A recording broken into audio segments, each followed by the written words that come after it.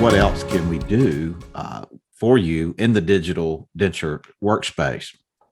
So one of the easiest ways to get into digital dentures is not only the reference denture, right? It's easy. You've got a patient chair and they've got dentures. You use it for your impression, wash, bite, and start there. But immediates is a pretty cool way to start as well, because, and especially if you have an intraoral scanner, because the intraoral scanning technology, all are today's versions doing a great job of capturing hard tissue.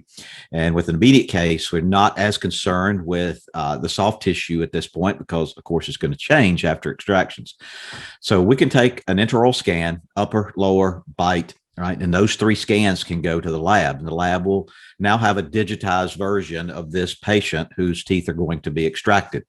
Now, here's where we go a little separate from traditional workflows, right? Traditionally, we would pour that in an impression in stone, and we would take a saw or a burr, and we would we would cut those teeth off with our hands, right? And then reduce the bone sockets a little bit to make room to do a setup on, right? We'd send you that setup and you do the extractions and move forward. But what we have now in our world is something called a virtual extraction tool.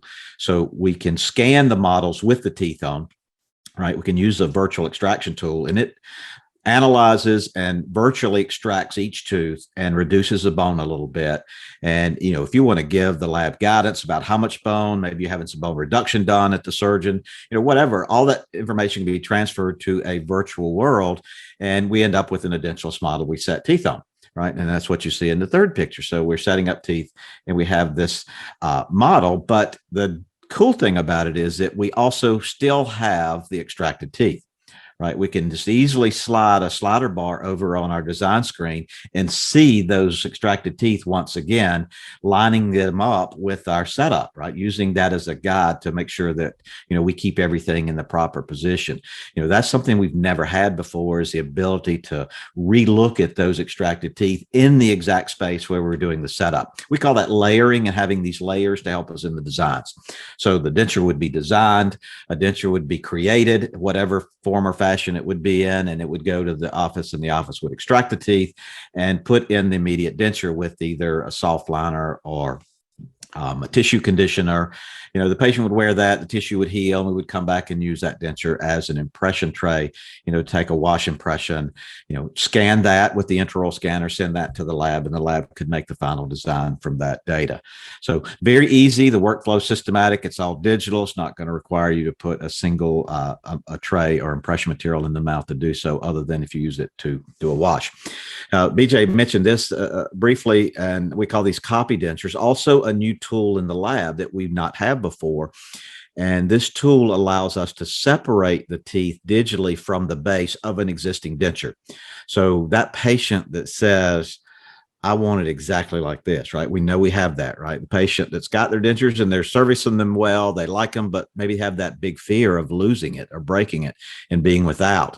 You know, this is another product line you can start to offer your denture patients, and we call this a copy denture. It is an exact duplicate of the patient's existing denture.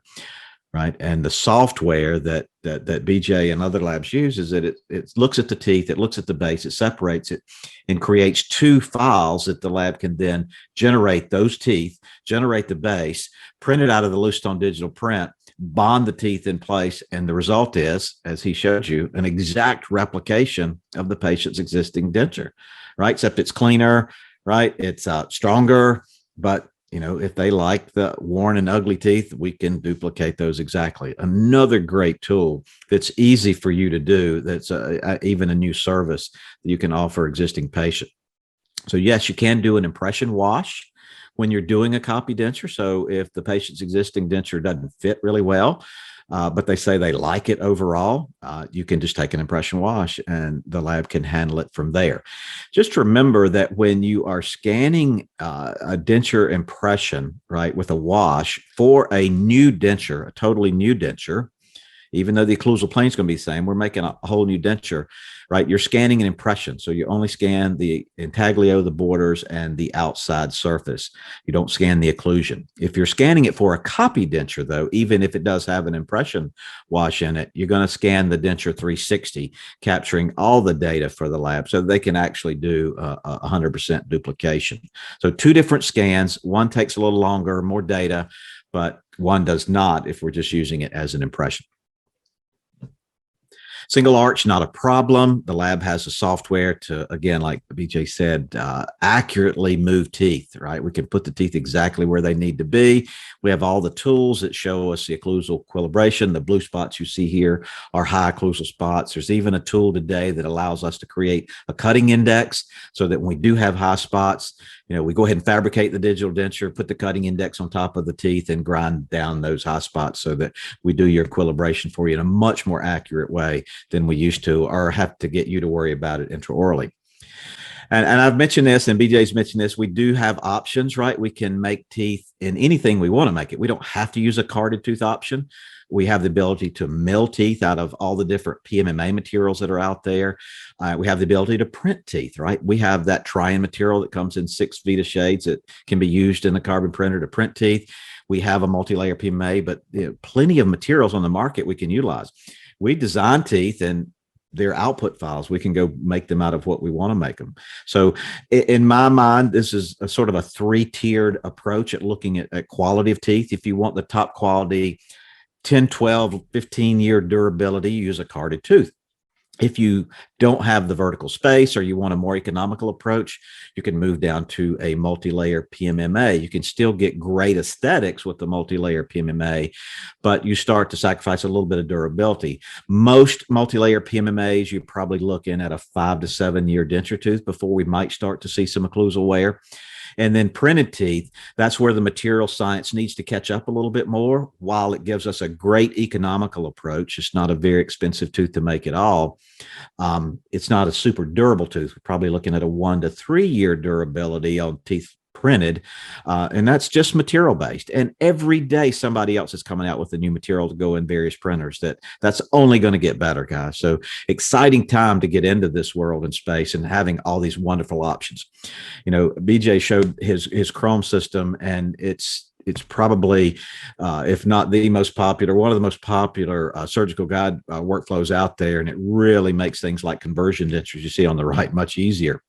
So having the digital technology to do things like that and create a product that, like what you're looking at, is conversion dentures that are made out of loose stone digital print material. So you're looking at a material that's twice as strong as any other product we've used to make conversion dentures with. So much so that some labs are now making these conversion products without any strengthener in them at all, taking advantage of that full strength. But any of the cylinders or sleeves or any attachments we're using, you can use whatever pickup material you've been using, right? Whether that's material like Voco Quick Up or chairside material, all stick to the loose stone digital print material very, very good. So you don't have to learn anything or buy anything new in that instance. If you do need to repair one, if somebody chips a heel or you need to replace a tooth, you can repair the loose stone digital print using traditional methods that you've always used.